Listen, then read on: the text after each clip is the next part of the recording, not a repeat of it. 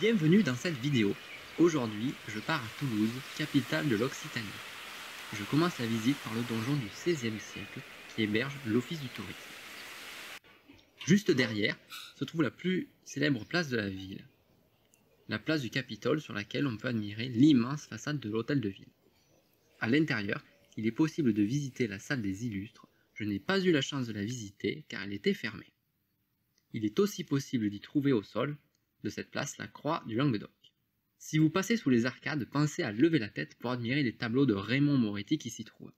Ces 29 œuvres représentent l'histoire de la ville. Cette ville est marquée par un patrimoine religieux important. La basilique Saint-Cernin est le passage obligé pour les pèlerins de Saint-Jacques de Compostelle. De nombreux autres monuments sont présents dans la ville, tels que l'église Notre-Dame-du-Thor, située à 2 pas de la place du Capitole. L'histoire raconte qu'elle a été construite à l'endroit où le corps du martyr Saturnin s'est détaché du taureau qui le traînait.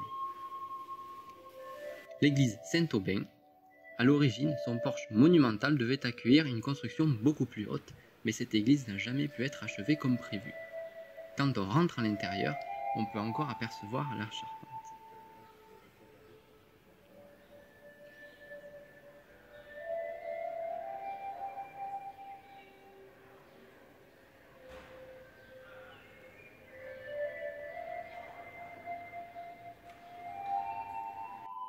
Dans le quartier Saint-Cyprien, j'ai trouvé l'église Saint-Nicolas qui possède de magnifiques fresques. Les plus anciennes datent du XVIe siècle. L'église Notre-Dame de la Dalbade possédait le clocher le plus haut de la ville avant son effondrement en 1926. Aujourd'hui, il est possible d'admirer en plus de sa rosace, le tympan très coloré qui reproduit le couronnement de la Vierge.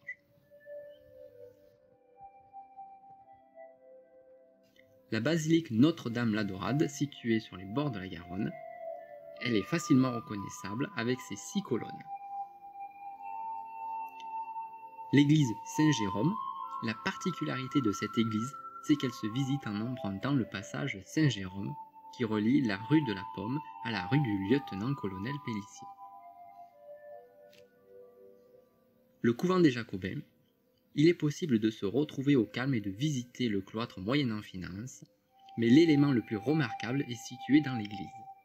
En levant la tête, on remarque que les voûtes de la dernière colonne forment un gigantesque palmier.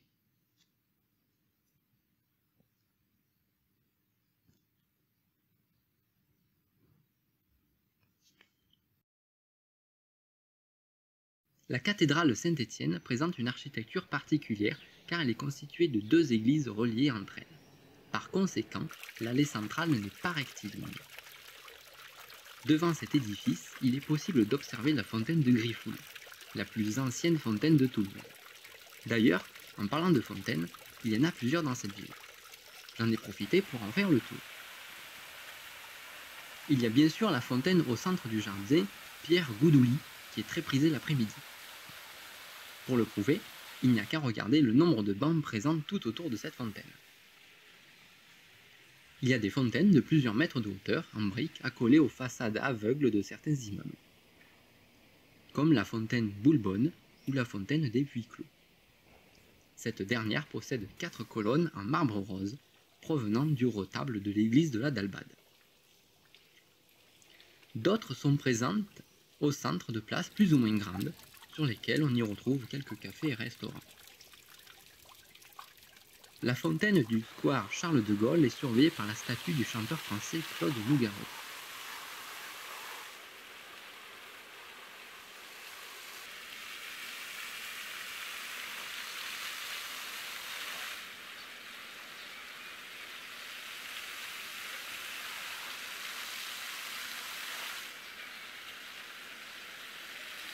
En suivant le labyrinthe de ruelles anciennes, je continue d'en trouver.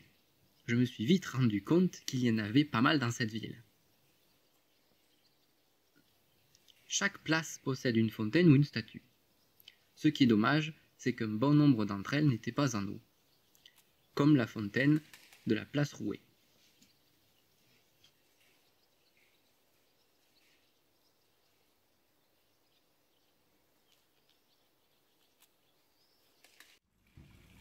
Concernant la fontaine du Puy, Elle est située sur la place du Puy, devant la salle de concert nommée la Halle aux Grains.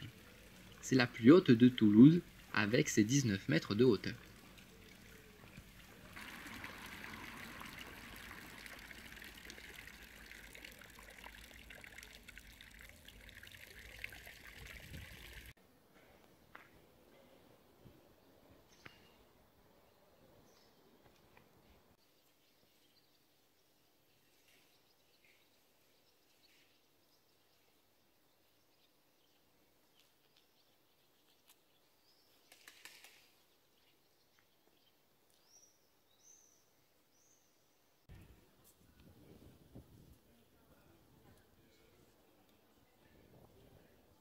La fontaine Ariège-et-Garonne représente la rencontre entre l'Ariège et la Garonne.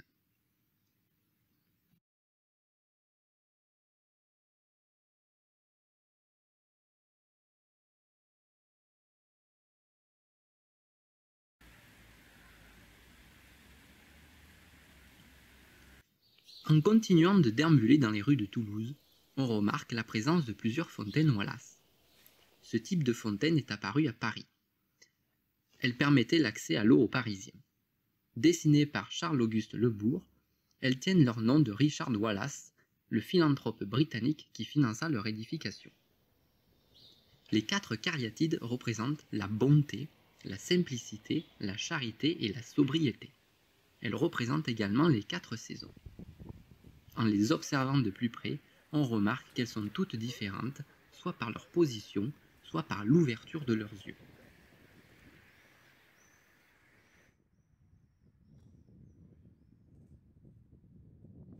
J'ai également profité de mon séjour pour visiter les différents jardins de la ville.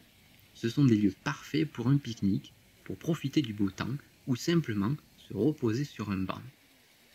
Le jardin du Grand Rond est vraiment magnifique avec sa fontaine, ses allées fleuries, son kiosque à musique et ses statues. Comme c'est un rond-point, une passerelle permet d'accéder directement au jardin royal et une autre au jardin des plantes.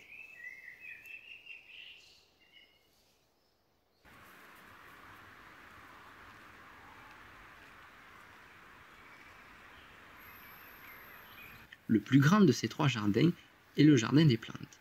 Il permettait autrefois aux étudiants d'apprendre les plantes médicinales. C'est très agréable de se promener au milieu de toutes ces essences d'arbres et de variétés de fleurs.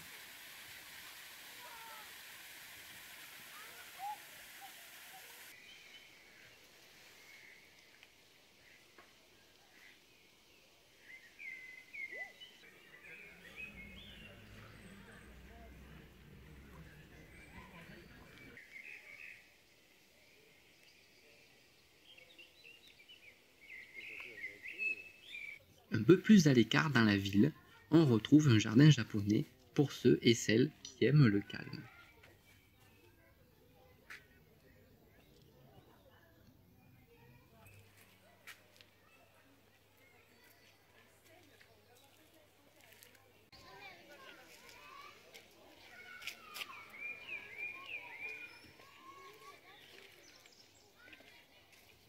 Entre le château d'eau et le pont Saint-Michel, la prairie des Filtres permet de profiter de la rive gauche de la Garonne. D'ailleurs, en arrivant à Toulouse, on constate rapidement que la ville est traversée par ce fleuve. Il continue ensuite son chemin vers l'océan Atlantique. Parmi les ponts de Toulouse, on peut citer le pont Neuf. Il a la particularité de posséder des ouïes sur ses piles pour faciliter l'écoulement de l'eau lors des crues.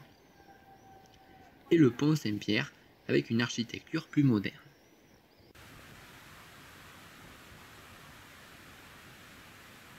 De nombreux hôtels particuliers sont présents à Toulouse. Il est possible d'entrer à l'intérieur de certains pour admirer leur architecture. C'est le cas de l'hôtel d'Acésa. En baladant dans la ville, d'autres bâtiments se font remarquer. C'est le cas de la façade de l'école des Beaux-Arts qui présente de nombreuses sculptures. La façade la plus extraordinaire reste celle de l'hôtel de Pierre. Ces constructions tranchent avec l'architecture en briques du reste de la ville.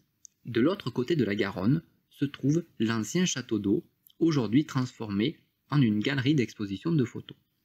L'ancien couvent des Augustins accueille actuellement le musée des Augustins.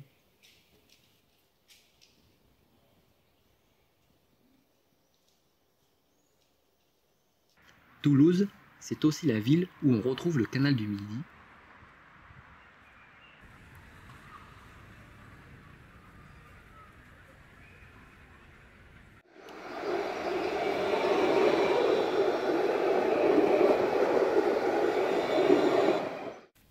mais c'est aussi la ville dans laquelle on peut visiter l'infiniment grand avec la Cité de l'Espace. J'y suis resté une journée entière afin de profiter de toutes les activités proposées. Si cette vidéo vous a plu, n'hésitez pas à vous abonner et à bientôt pour de nouvelles visites.